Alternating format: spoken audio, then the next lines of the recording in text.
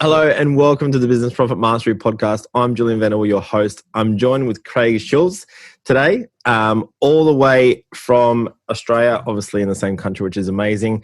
I'm going to dig deep into his successes, some of the challenges he's faced over the years, and how he is traveling all around the world, not currently, but and running a business internationally. So, mate, welcome to the podcast. Thanks for joining us. I know you're a very busy man.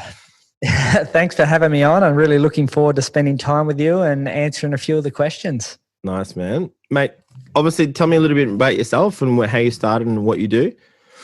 Well, I guess my background, I grew up in a small mining town on the west coast of Tasmania, and I guess my original resilience got brought upon from our school only went up to year 10, so I packed my bags up age 15 and left home. And and that was, I guess at that stage you become resourceful, you become, you've got to basically make decisions that are life decisions from a very early young age. And I think that's one of the things that's held me, that independence has really held me in good stead along my journey to date. So that's sort of where it started.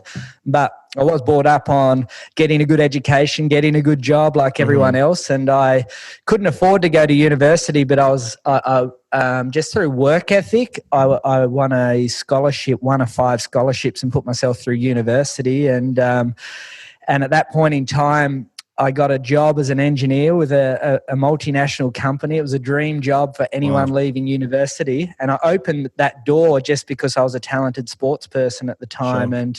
But I always wanted to dictate my own future. So I fired my boss when I was 21 years of age. Nice. Beautiful. Mate, do you think, I've got a very, very sort of strong sporting background, and I personally know that that's had a massive impact on my determination, discipline, competition, team environment, and actually being able to function as a team member within that space. Do you think that's had any impact on your success over the years? Definitely has. And I think for me, when you have to set goals, you've got habits, you've got structure, you've got time management, you're striving to improve all the time. These are the ingredients that you can carry across their transformational skills. Yeah. And I think that, being a part of a team, to work as a part of a team, these, for me, team sport was what I played in. And I think all of those things together really, contribute to how you behave and how you perform in sport that transfer out of sport as well. Yeah. Definitely think there's a lot of similarities between sport and business. I did a lot of cycling growing up, and the ability to kick on, with 3Ks to go after you've been in a break for 50 kilometers, that drive when you think you've got nothing left and all of a sudden someone takes off from the front, you're like, oh, you've got to be kidding me. And then you somehow find the energy, find the determination and then pull them back. And then there's another one that breaks off. So what's been the key attributes for yourself and your success? Obviously, I've seen you travel around the world, speaking on stages in front of thousands of people, which is incredible. And also the circle that you hang out with is not the sort of average. It's definitely, you're talking about, top end CEOs and guys in the top 40 under 40 in BRW. What's been the catalyst for that type of finishing school in year 10, was it? Yep. And then obviously dream job. And then obviously I'm sure there's a few years in between that, but what's catapulted to you into that major success, and probably where other views, Well, I think if I pick up the story from age 21, I fired my boss. I bought my first business, which was a fitness club, because I was passionate about health, fitness, wellness. And when I bought my first business, I didn't know anything about business. And at 21, I always say to people what I lacked in business skills, because I didn't do a degree in business either, I picked up in work ethic, the will to do whatever it takes for success. And I'd get home after 15 hours a day in business and I'd read books on sales, I'd read books on marketing, I'd read books on leadership and culture and all of these business self-help books to help me grow. But the strike of luck for me was when I met my first mentor. And there's a bit of a story here, so bear with it, because there's some really deep wisdom that can be taken from it. My first business mentor will come from me giving away me giving away 8 basketball tickets to a guy that just joined my gym. Now, I didn't know him at all, but how I got those 8 basketball tickets, I gave away because the Adelaide 36ers basketball club wanted me to sponsor them, and I didn't have the money to do that. So I gave them away like 10 6 months memberships valued at this amount of money. And one of the winners was a player's wife. And she said, "Oh, thank you for the generosity. Here's some basketball tickets to my husband's game." Nice. So I ended up giving those on to this guy and his family who joined up. He was doing a trial at the gym, and he went and utilised those tickets. And through that generosity, he comes back to me and says, "Craig, that was amazing. I'm a busy businessman. We don't spend a lot of quality time like that, but that was such an amazing experience. I have a corporate box at Football Park. Do you want to come along this week and network with some of my corporate clients?" And that guy there has been my mentor over the last 20 years. I didn't know he was a good business person, so I wasn't doing it with any agenda. It was generosity. It was coming from the heart. And that mentor, to give you an idea of what's happened, he taught me everything about business through navigating through challenges, investing in the stock market, how to invest in property. And I've built extreme wealth through property. I've owned 5 fitness clubs. I've franchised businesses. I've traveled all around the world. But I have had to navigate through some challenging times through the global financial crisis, and that's a different story there. But the single most important thing I would say was having a mentor who's already walked the path that you can follow, that you can bounce ideas off, and that there's really springboarded a lot of my success, and also helped me avoid some pitfalls that I would have fell in if I didn't have that person to bounce ideas off. Definitely. Yeah. I mean, mentors is, there's mentors and there's mentors, right? There's people that you look up to, that you feel a connection to. This word alignment all comes out, all this wishy-washy, but I don't buy into that side of things. I think for me, a mentor is someone that holds you accountable. And probably sometimes in some way, not always, but in some ways, you don't necessarily need to love that person all the time. And sometimes they're going to give you some really hard lessons, some tough love. That's the sort of mentor that I'm looking for. Not everyone's looking for that. Sometimes they want the wishy-washy and, the heartfelt leader that is just aligned to and just lets them do kind of whatever they do and kind of just, but I don't think that's really going to dig deep into, catapulting you forward that fast. And what I mean by that is a mentor that's been there and done that. I literally posted something last night on Facebook, or there was a group or something looking for a mentor. And I said, you need to find someone that's got the scars of the front line and has come back to bring you to the front line. I don't want someone that ducks underneath the table when a balloon pops off if I'm going to the front line and it looks all clean. Like, I want someone that is dirty and messy, like that's been to the front line and come back a few times and gone, right, it's all good. We'll make it out. I'll show you how. And also, just to add into that, like, you don't have a one-stop shop mentor. Like, my business mentor, he is health conscious. He is, a great family man. He is, lots of things that I value in his advice. But I also, if he was overweight and smoked and all that, I wouldn't be taking health advice from him. I wouldn't be taking, if they don't invest in property, I'm not going to go and ask him, advice on property. They might be good 100%. At business, but not good at property. So I would often refer to it as getting a good mastermind, a good advisory board around you to help you navigate challenges. And just because you have an advisory board or people around you doesn't necessarily mean it won't work unless you actually ask for their advice. And one of Ray Dalio's things is triangulate decisions of smart people. So he might bounce a business decision off 3 people and then come up with a collective decision. I think that's really important. 100%. Yeah. Love that. Adelaide 36ers in Football Park. My wife, which is just on the left there, she used to be a cheerleader for Adelaide 36ers and won cheerleader of the year a couple of years in a row. So there you go. So wow.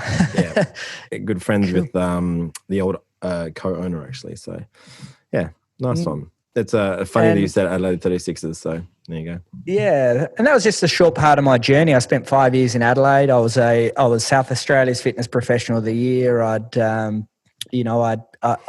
But as an entrepreneur, owning a gym just didn't really satisfy where I was at, because as you're an entrepreneur and you think a bit bigger, I wanted more, and that led me to building online businesses. It led me to, writing books and speaking on stages all around the world.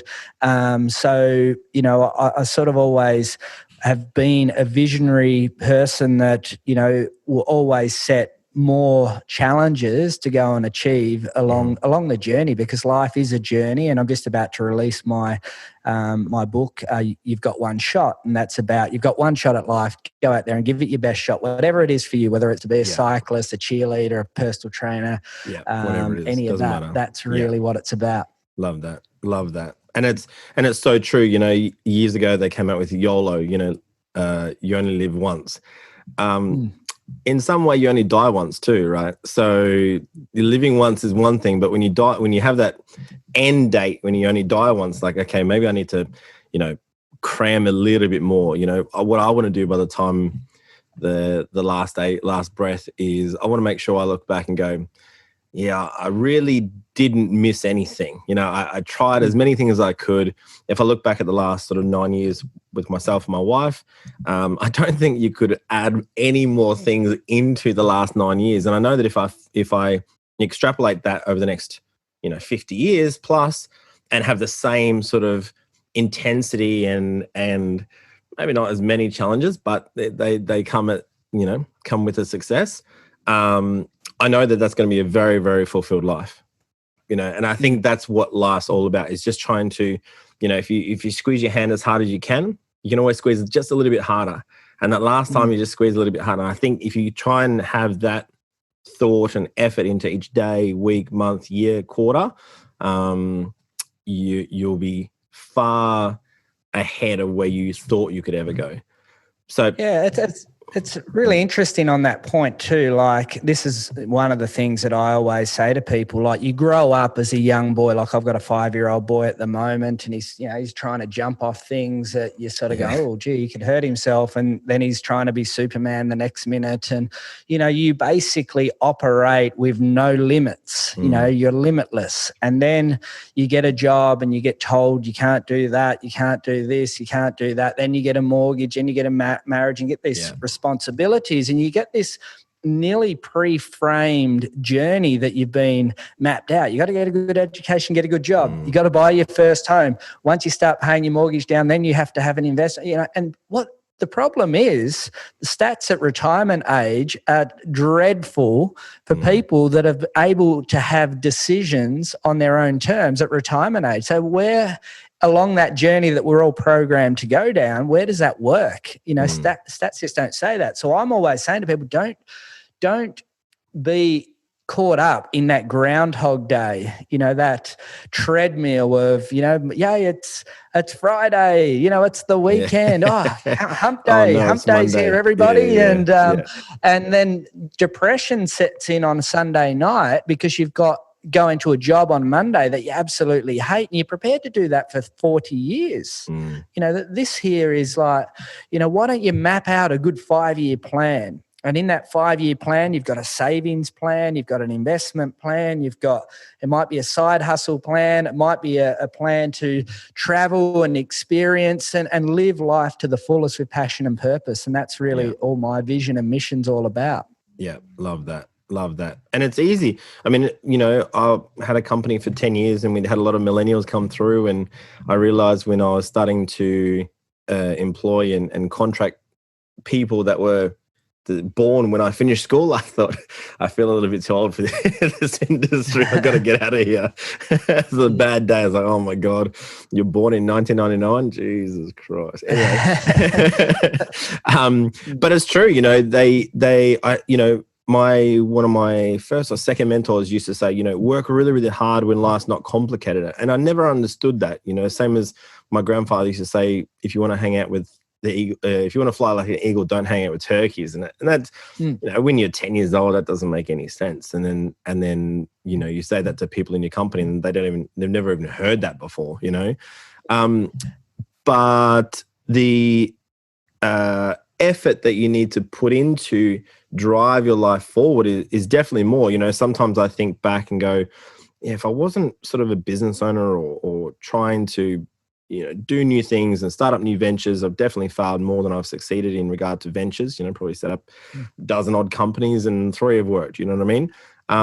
And you almost think, I wish I wasn't like this. I wish I wasn't wired like this, but that's a ridiculous concept because it is what it is. It's like saying, I wish I didn't have brown hair and I wish I wasn't Dutch background. It's just not possible. Like there's just, is there a difference between entrepreneurial mindsets and everyone? And I don't mean to say that there's plenty of people that are actually very successful as an employee and they're happy with that. And that's completely fine. That's not what I'm talking about. I think there's a lot of push to become an entrepreneur when the core skills or attributes that someone has as a baseline level is really not up to scratch to be able to handle, success. What's your take on that sort of thing? Well, there's an interesting book called Rocket Fuel, and the book Rocket Fuel is about entrepreneurs and that are visionary need an integrator to implement. So entrepreneurs are very self-destructive as well. So they think big, they think they've always got a new product, a new idea and everything like that. But then there's got to be somebody to, I guess, integrate that idea into place. So like the 100%. Holy grail of building a really good business is to be backed by having a really good integrator or general manager, it might be called for people, behind an entrepreneur's vision.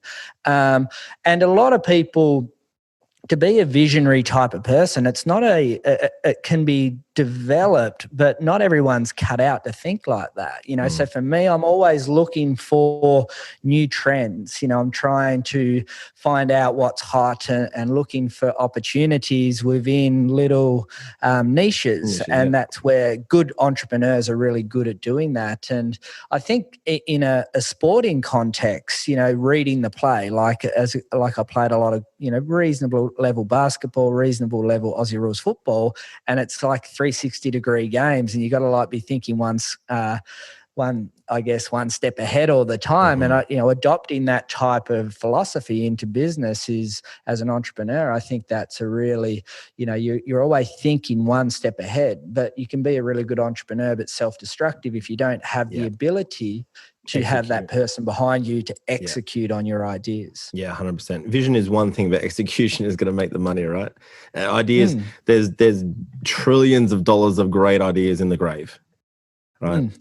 Trillions, all of our world-changing ideas are buried already, that someone didn't execute, or someone just didn't have the either team around them or access to certain things, or just didn't do it themselves. I've thought about that for a very long time, and probably the worst business partner for a visionary is another visionary. Yeah, totally.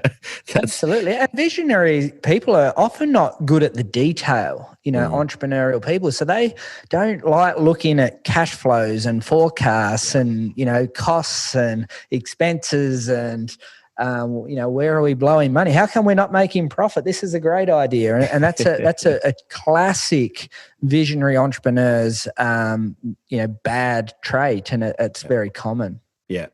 Richard Branson, I think at 55, was going through a board meeting, and he basically didn't understand the difference between net profit and gross profit.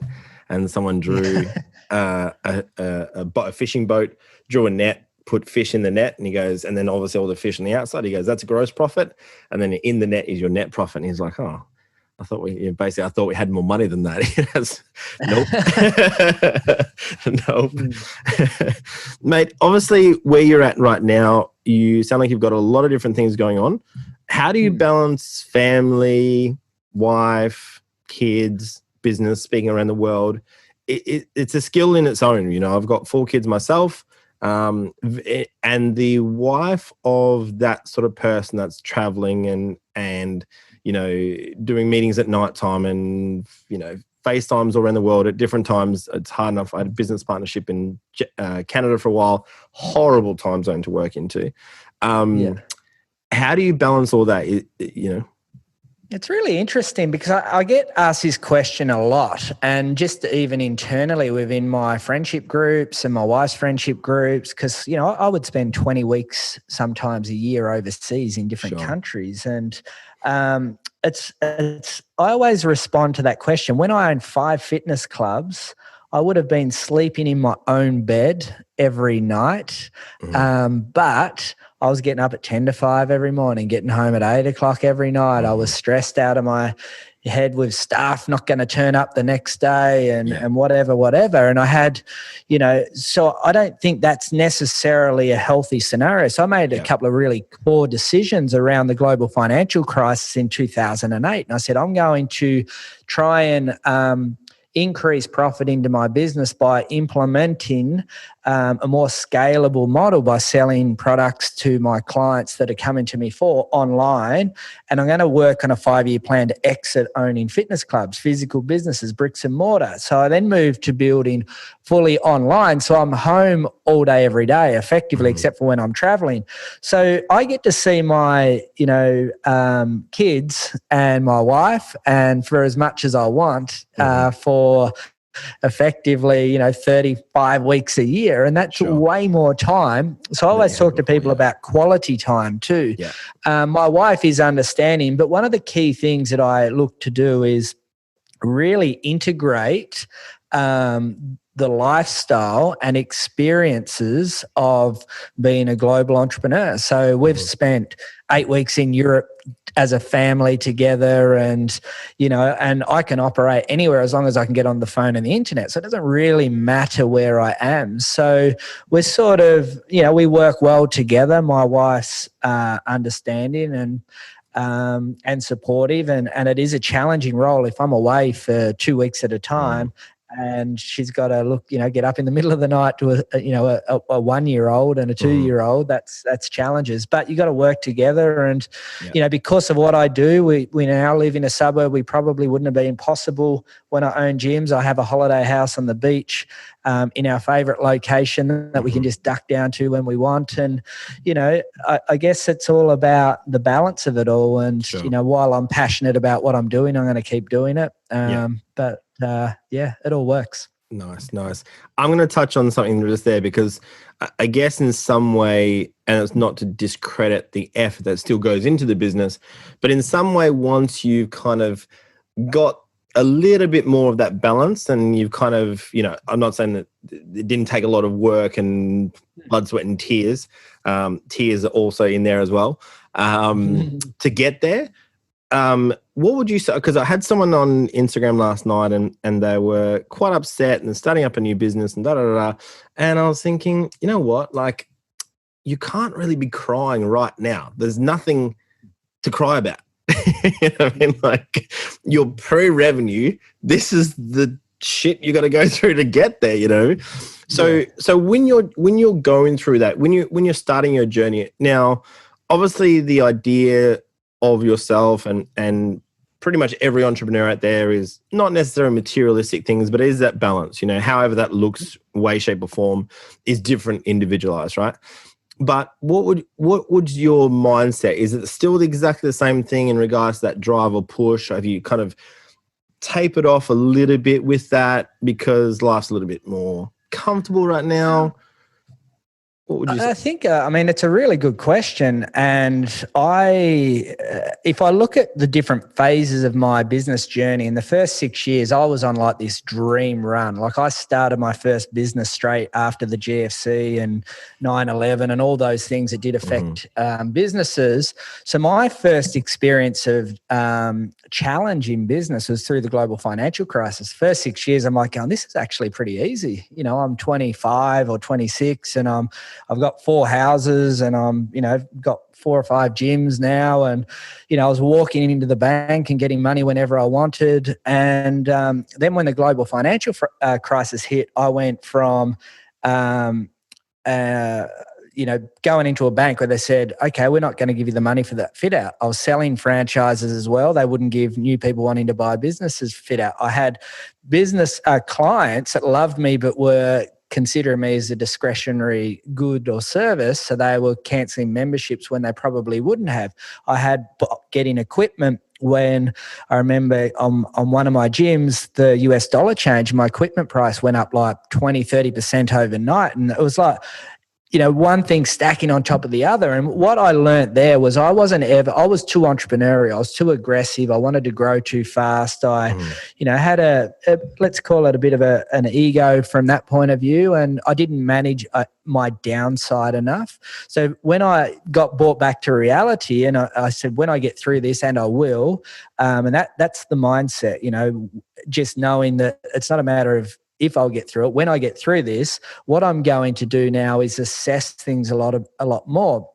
So it's been a bit of a journey. And over the last, in 2014, my wife, and getting back to your question, my wife and I, we were getting ready to be first-time parents, and we had, nearly 32 weeks into the pregnancy, we lost our boy, stillborn. And, horrible, man. that was pretty devastating experience. And I went into that as a stoic, strong business person, and, I could deal with challenges like that but I come out of that experience with just a different perspective on life and just value how much life is. So my whole vision and model and went a little bit more towards a contribution type of approach. And, people have been asking me for years to write books. They said, you should write a book on business, book on property. You could, you'd write a great book. And I said, look, it's not meaningful to me. I don't want to just be another guy writing another business book. Yeah. And last year I met a publisher, and that's what You've Got One Shot is about.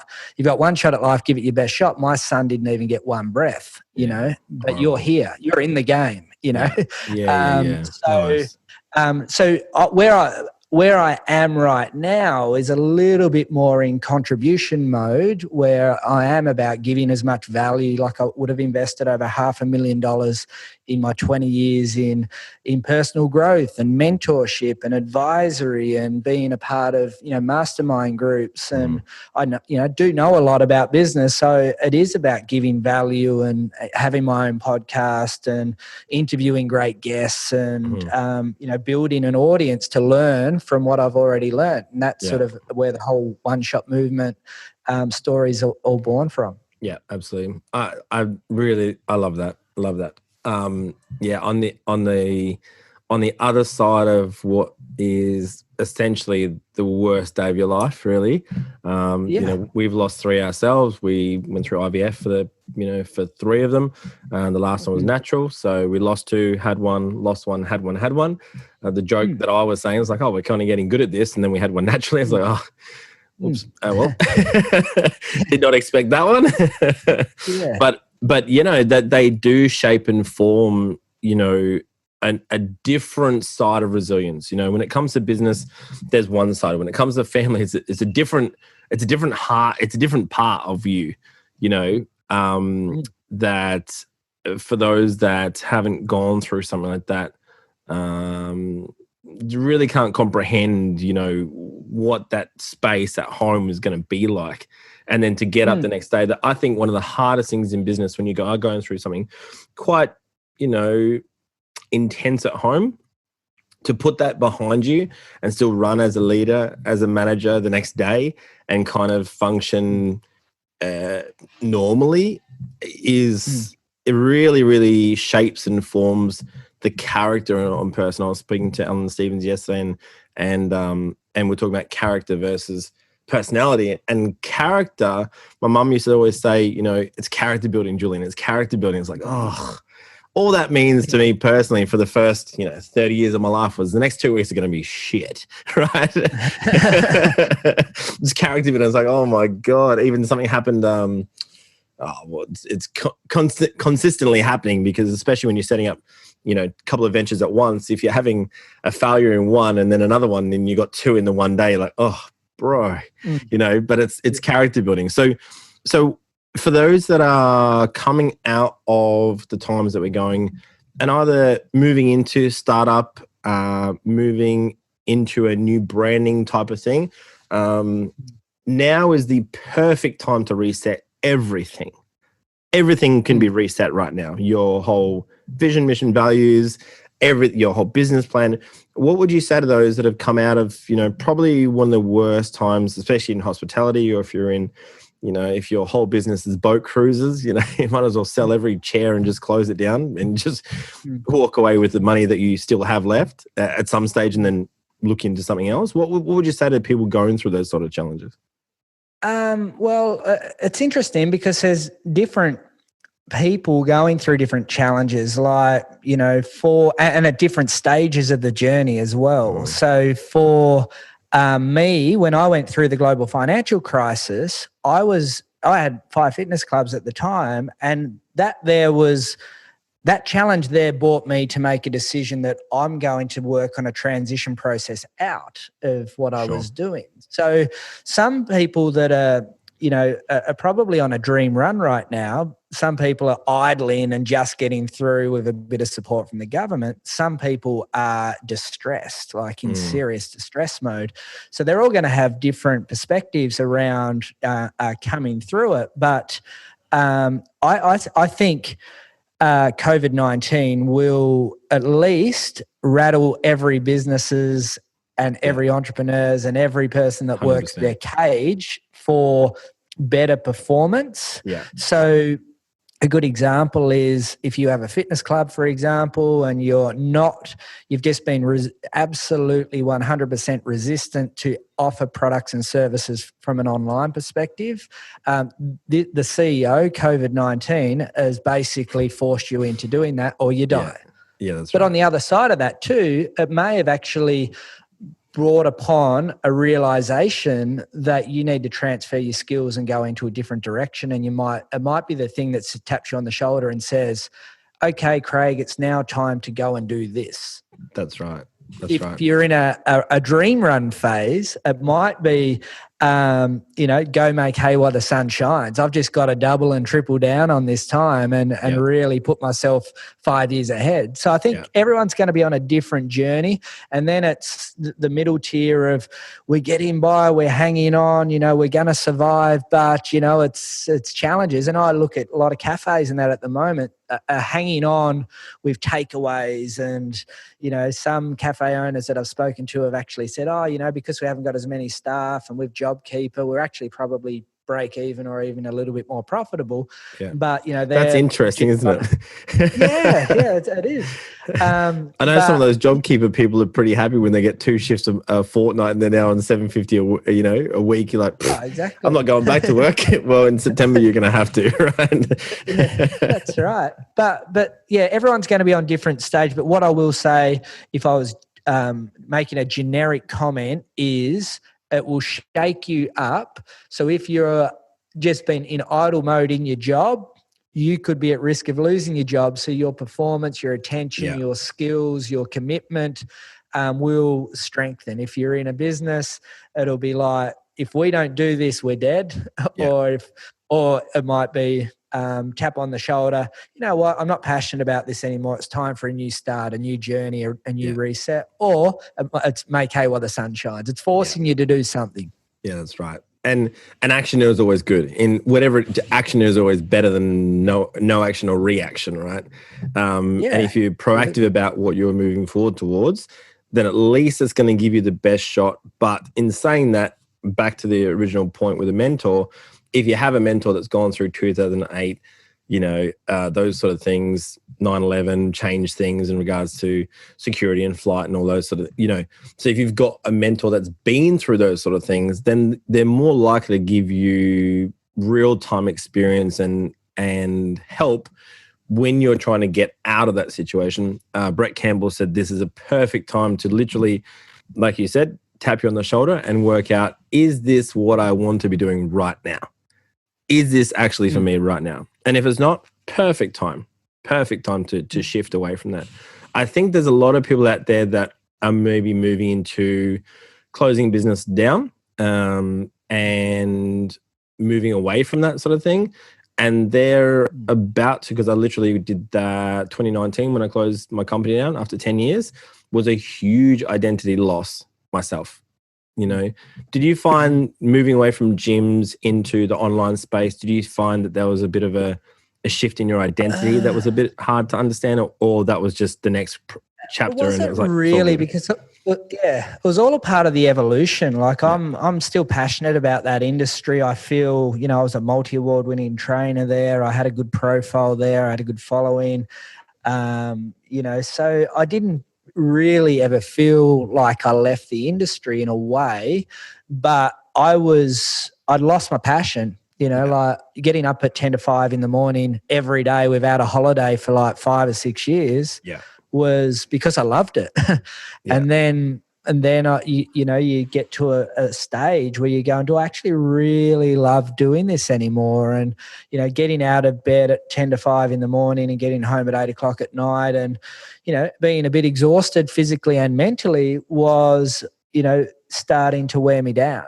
And the adversity of the global financial crisis, where it's like one challenge after another. And, you know, I was able, a 3-year period, to really navigate through that. But, you know, it was the tap on the shoulder at that time that you need to evolve into doing something else and get passionate about it. Now, public speaking is probably one of the scariest things. I think people are more scared of public speaking than death, right? That's what I've heard. What made you go from owning gyms to speaking in front of thousands and thousands of people? Was it something that Craig always wanted to do? Was it something that he was excited about? Was that the person he was at school and it kind of was just evolved into that space anyway? Or is the Craig at school very, very different to the Craig right now? I mean, in regard to habits or discipline or character, was there always a bit of that type of person in Craig at school? Yeah, well, look, I was always the captain of the football team or the president of the school council or so I always naturally progressed to leadership type of positions. Then when I was playing sport at a higher level, I was always in leadership groups, captains, you know, leading both on and off field. And then so what you're saying is you've always been a legend. Is that what you're saying? Yeah. but I guess I don't know whether I ever felt that those, you know, when I look back, and that's the only way to really assess things when you look back, I guess naturally I have pretty much always found myself doing roles and that where I was confident speaking in front of people, etc. And yeah, I enjoy it. It's a rush. It's a buzz. I think, you know, if you help enough people in the world get what they want, you get everything you want. And nice. I feel that I've got a powerful message. And, you know, if someone's in the audience and they can take one thing away and you've contributed to that. So I prepare well. I think through what I want to do when I speak to people. So what bit of advice does this audience need right now? So I'll plan around that message coming out.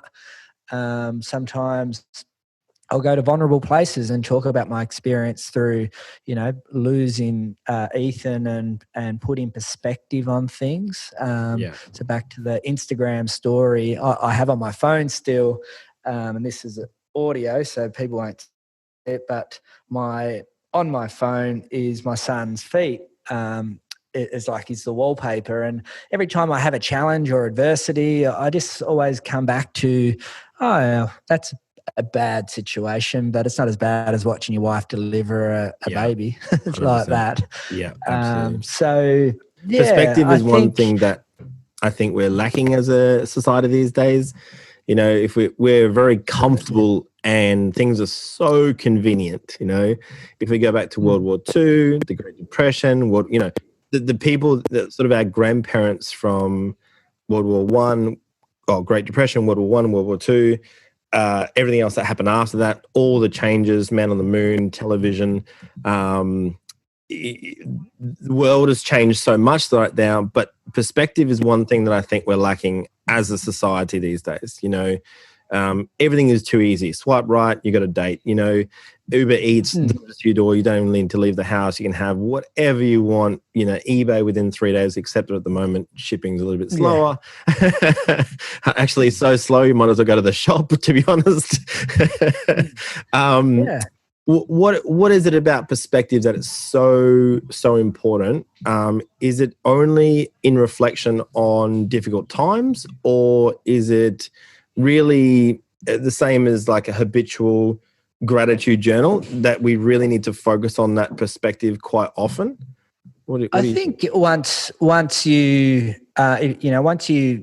sort of understand your self-awareness, like you're fully self-aware and you can put things into perspective from that point of view, because you think about the person that's road raging,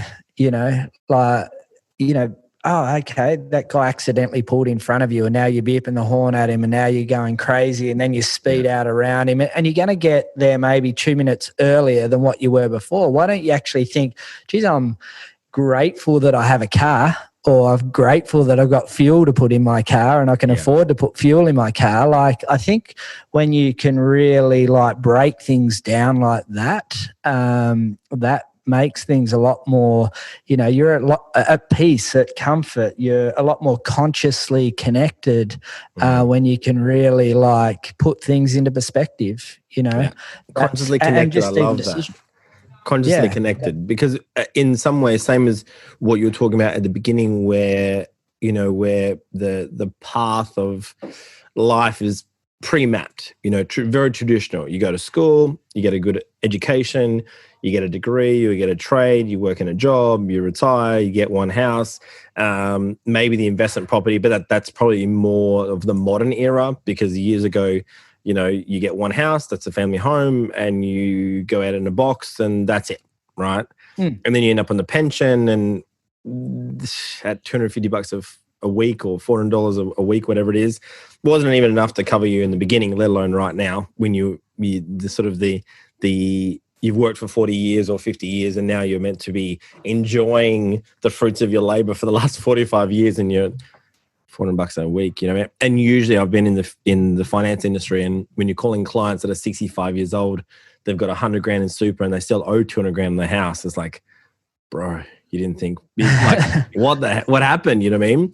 What is it about being consciously connected that resonated a lot with me? What is it about that is so important right now? Because we do get very, what's the word? Hypnotized, for another word, in how life should be and how we should act, and societal pressures and environmental factors, and then you get a family, and then you're stuck in a job. But at that point right now, like there's points where I cannot take the risks as I did with a wife and 4 kids and a mortgage and everything else as I did with a bachelor. What is it about being consciously connected that's so important? Being important, but I think if you think about, like, people say, you got to put your own oxygen mask on first before you go and help other people. Yeah. So you've got to get yourself right. And that is, understanding who you are, what you want, what you value in life, and what drives you and what motivates you, because you can get to the top in any pathway. So for example, in the end, when I often say consciously connected, I often refer to fulfillment. Are you fulfilled? So you could say, I'm going to prove you wrong, and I hate the world and I'll just do it anyway. And you'll just aggressively build your business with this fuel that doesn't empower you. And then when you sell your business, you're still, from a consciously connected point of view, you're still empty. You're still, I've proved everyone wrong now. I've sold my business and I've made $1 million. I've got $1 million. What do I do now? Yeah, but then you could build your business through, passion, purpose, what drives you. And once you get to the end point, you're fulfilled. Like, you actually have meaning and purpose and passion. And if you do sell your business for $1 million, you feel great about yourself. So when I say consciously connected, I'm often referring a lot to self-awareness, like understanding who you are, and that's really what I was just talking about there. Then one of the examples that I've used before in regard to fulfillment or purpose is the Italian Job. Now I can't remember his name in the show, but Edward Norton, he basically, all the guys steal the money, then Edward Norton steals all the gold off them and basically buys all the stuff that the other guys wanted. They got the car, the stereo, the house, and all he did was kind of steal their dreams and goals for the other guys and took them onto himself. That is a very unfulfilled purpose in life when you're stealing other people's goals, right? What is it about? What is the major difference between fulfillment and finding your purpose versus just doing what you think should be done because there's a monetary value behind that? Because I definitely, I worked 20 years, bought a beautiful car, one that I never thought in year 12 that I could ever own. Nice sports car, all carbon fiber interior. And then, you say to yourself, I'm never going to take anyone in the back. I'm never going to put anything in the boot. And then 6 months later, it's just a car and it doesn't change anything. In fact, it's actually quite hollow. You're like, fuck, that didn't do anything, it does when you get in the car and you see the way people look at you in the car, and that gives you an ego boost, but it doesn't change anything. And it's quite a very hollow victory when you get that and you think, well, that was annoying. That I thought it would actually do something. It did fuck all, What is it about that is so confronting, especially for sort of middle-aged guys? They've got a business, they've done everything that they wanted to do over the last 20 years, and they're far ahead of where they thought they'd ever reach, far beyond. And then you get it and you're thinking, Yeah, it's a really interesting conversation. I've had this conversation a couple of times recently of the intersection where passion does meet purpose, because you can be super passionate about something and, like let's say, it's full on going into India and giving away all your money and, and then you've given everything away and you're not, you've got nothing. And then on the other end of the equation, it can be completely the opposite. So the holy grail is when you can actually find something that can be monetized that you're passionate about and you love, but it's also purpose as well. The one thing that I've created was what I call my Lifestyle by Design Work-Life Vision book, which is 7 key areas to life. And if you can master the 7 key areas, the chances are, you're going to be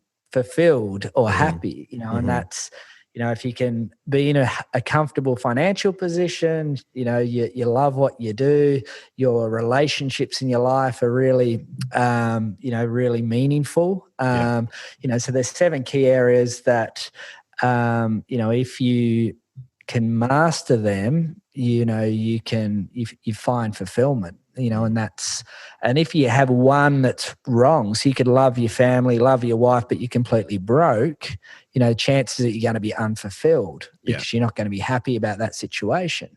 If you don't love your job, but you're making good money, you're happy with your family, you're traveling and you're doing, hobbies and that you like, but you hate your job and you spend 40 hours a week in your job, chances are you're going to be unfulfilled. So I talk about the 7 key areas to master and work on to create a really good work-life vision. Yeah. And it's more than just achieving X and then it's that. This is, like you said before, it's an evolution. It's consistent and constant where things change and things adapt and things move and things grow and then you change and then all of a sudden all those other things, for me, running 7 to 8 figure businesses was what I wanted to do always. And then it's not about that anymore. It's like, how can I just run by myself for a little while, no staff, no overheads, and make more profit than the number of that 7-figure business? Because you see online, do this, and this, and you get 6 figures. Do this and this, 7-figure business, and the guy's making 100K, like 90,000. You're thinking, you're not even making 7 figures. Like, what are you talking about? You know what I mean? All these mentors online. You've never even, the only thing that you've walked into a 7-figure business, but you've never owned the thing. You know what I mean? Yeah. So, I mean, that's definitely changed since kids. So I want to spend a little bit more time with the kids, a bit more time at home, and really just get away from the stress of having all those overheads and the operational costs and responsibilities, and just kind of be the Lone Ranger and make some money and hang out with kids. And look, I'm sure I'll get that drive back and go, right, okay, kids are old enough, they're all in school now. I've got the time in the day to do whatever I want to do. But right now it's like, man, let's just make things easy. Let's just make some money, kick back, enjoy the time that we have. Because I've done 20 years of running restaurants and the sales company, and you're in the office at 7:30 in the morning, and you get home at 9 o'clock at night. You're on the phone at 11 o'clock at night. Like, no, not at the moment. Not at the moment. I just have no interest in that at all, no matter what you pay me. How would you sort out that evolution, or is it just self-awareness? I know meditation is massive at the moment, and I believe the reason why it's massive because no one has time to think. Yeah, no one's thinking. Like, everyone's so busy with everything, and there's so much content to be delivered and taken in. And what would you say to that sort of scenario where people are? Well, I do think meditation is a part of my practices for performance, and I think it's probably nearly the number one thing that you could do. I think if you want to start your self-care process, so looking after, putting your oxygen mask on first. And back to your point, like your values and that as well. I think a lot of Dr. John DeMartini's stuff is really good. He's got a lot of really great free resources on his website that you can go and understand your values and determine your values factors and all these different things. So if you are looking for a place to start, he's got a lot of good content on that sort of stuff. He's been doing that for 50 years. And for me, like I always say people always say, oh, what car do you drive? You must have an amazing car. Actually, I don't want to disappoint, but my car I bought it with cash. It's, a Mazda. It's, it's nothing flashy because I don't like cars, and I have had it for 4 years and I haven't even done 15,000 kilometers. Wow. I can walk to my favorite cafes and restaurants. I'm a $20 Uber to the airport. I don't drive cars. I don't want a fast, shiny car that I have to every inner city Melbourne pulling up at his street lights every 500 meters. Like, it just doesn't make sense to me. So stuck at under 60k an hour in second gear, you know what I mean? Like, so no point. That there's really important to understand, because people, and I always just say to people, you want to build money, build wealth, dream house before dream car. People have it the other way around. It's all definitely material, it's Louis Vuittons, it's that, but they can't even, they can't even afford to pay their credit card off at the end of the month. That's, pretty important to understand. Definitely. The amount of people that I see driving, young guys making good money, but they bought a new, not a new, but let's say 2012, 13-year-old BMW, and they're not even buying a house, and they're renting a nice property. A mate of mine's renting a place he was in Sydney or Bondi somewhere, $1,200, 2 bedrooms. Like, bro, my mortgage on my property is $630. The thing has just gone down, but it's under $700 a week. Yeah. Like, that's crazy. I know prices in Sydney are pretty stupid, but it's just not. You're not thinking. You know what I mean? Like, you're paying $500 a week or $600 a week more to rent a property that is far inferior to a property that you could own. Like, it just doesn't make any sense. It doesn't make any sense. But back to your question, I think meditation is really really one of the key pillars, one of the first things to, still the mind and, become, like just it'll, for me, I don't do it as much as I did, but after I lost Ethan, I went through a bit of a self-discovery phase there, and I was doing it, meditation every day for a few years, and my general energy, my general peace with myself was, very, very good. And just the way my brain thought, everything was great. And there's not one downside to doing it. So give it a go. Yeah, definitely. Is there any particular, meditation, or did you have, I've done Tony Robbins priming for a little while there. That was quite good. But then just the bit and then I was doing cold showers this time last year. For some reason, I choose winter to do cold showers. Queenstown for a mate of mine's wedding, I was doing cold showers 3 minutes in Queenstown in the middle of winter. That was fresh. That was fresh. But what is it about that? Is it just the space to hold yourself at peace in that moment? What is it to you? Yeah, that's pretty much it for me. Like, I follow nearly what you would call a guided meditation where, I follow somebody talking through a sequence, for example, and I just follow the flow of that conversation. I'm not that good at, because my mind is racing a million miles an hour. So just sitting there in silence and trying to still the mind just doesn't work for me. So I try and follow something that's a guided meditation, and I would just start out doing something like that for the basics, and you'll get improvements. If your mind is racing and you're still following a guided program, someone, a good friend of mine, Jack Delosa, he loves Vedic meditation, which has a mantra. So, that's a form of meditation that works for people as well, but similar to like a guided meditation. Yeah. Super important, especially if you do have the mind that races. I find that when I get back into my original energy that is vibrant and passionate and away from sort of the darker side of life, and feeling a little bit like, it's hard to sleep. It's very hard to sleep. So one thing that I used to do to fall asleep very easily is just do breathing exercises, 10 big, deep breaths. And at least it just calms your body.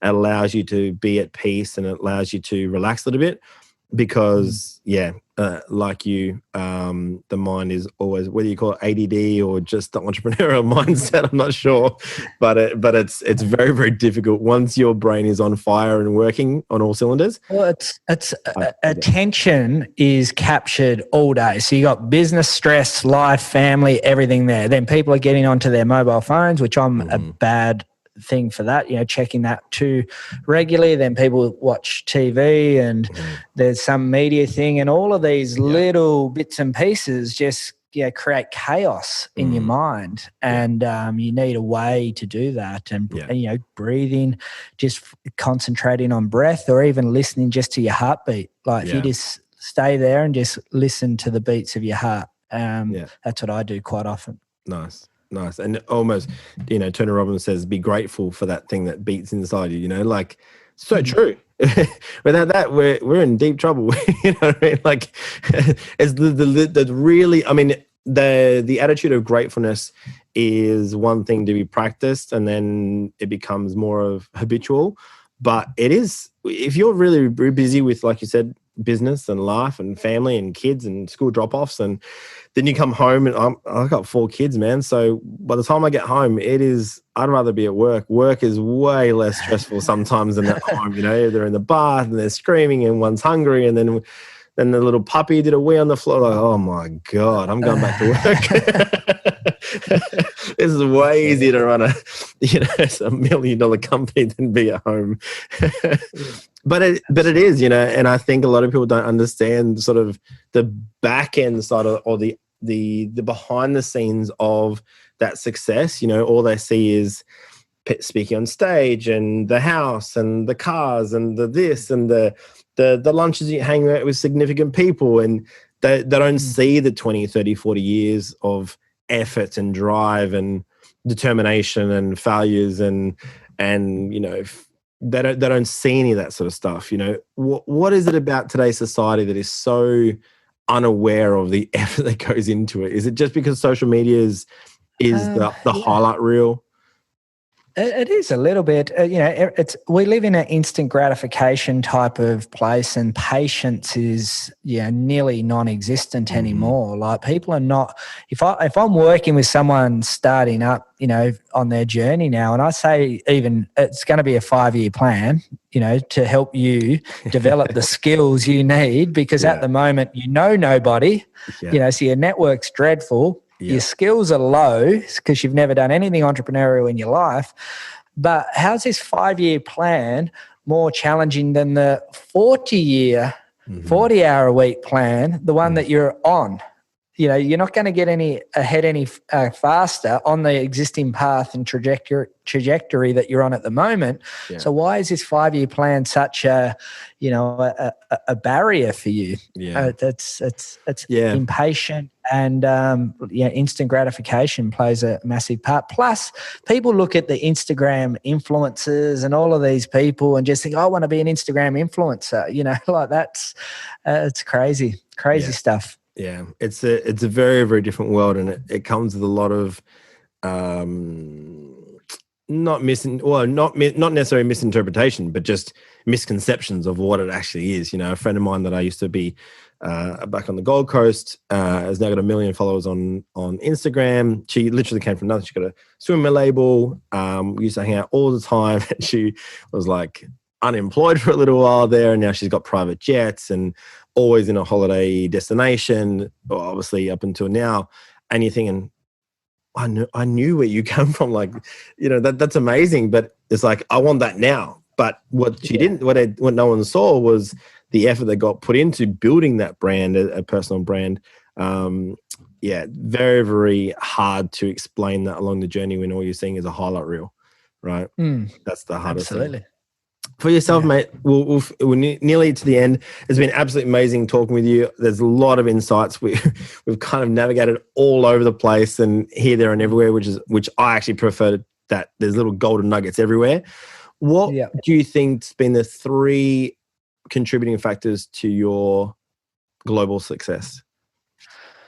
Well, I think life, like, definitely the mentor and advisory. Like, I still pay, tens of thousands of dollars a year to associate with the right type of people. So I have a bit of a belief that, you've got people that are, in the game at your level, and then there's people that can lift you up, and then there's people you need to contribute to. So you need a mix of everybody. Sure. So if you're a little bit further in the game than somebody else, go and help them. Like, go and be advisory to them and support for them, and, lessons learned for them.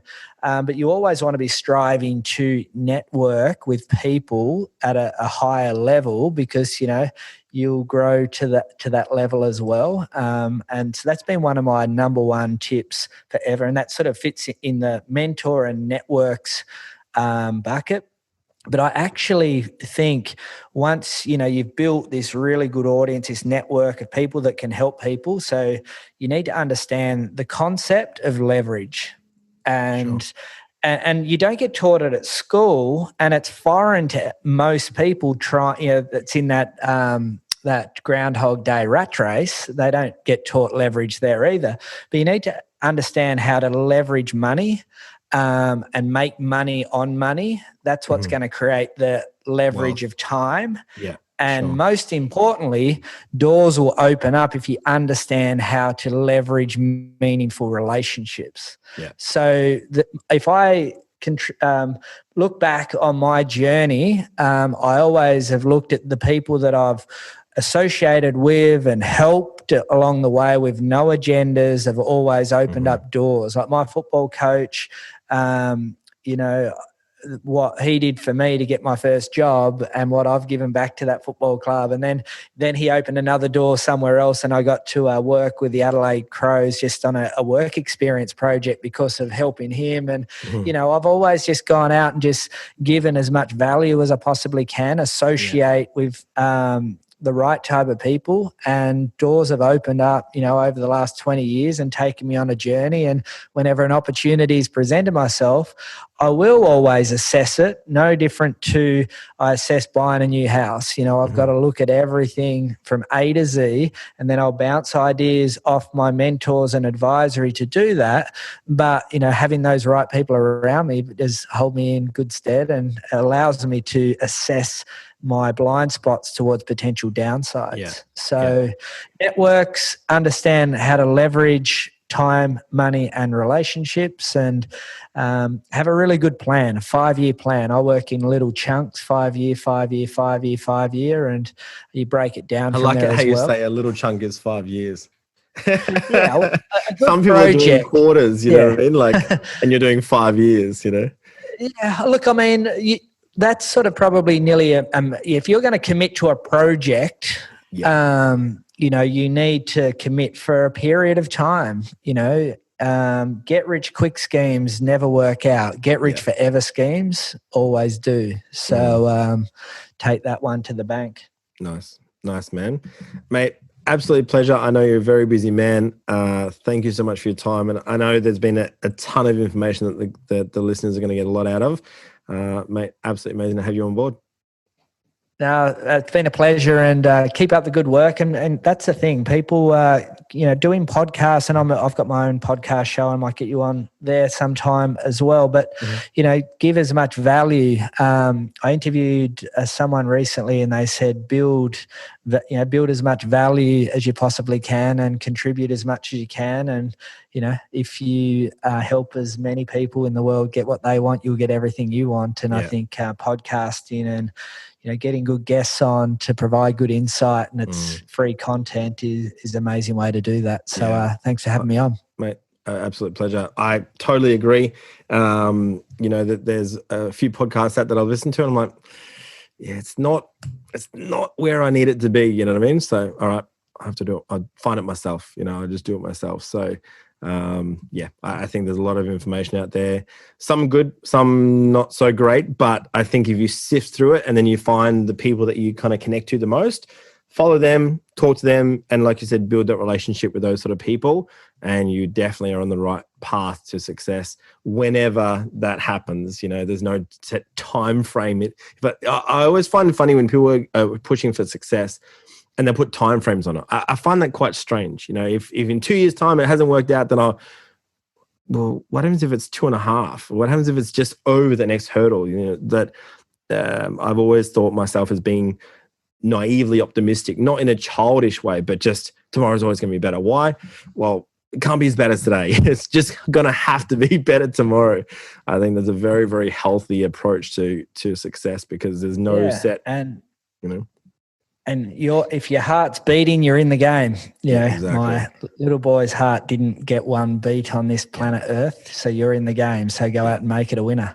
Nice, man. And finally, when's the book come out?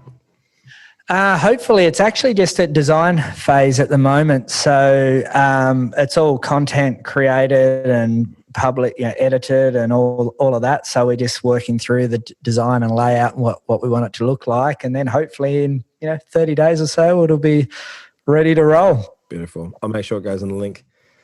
Beautiful. Awesome, man. Have an amazing day, and thanks so much for your time.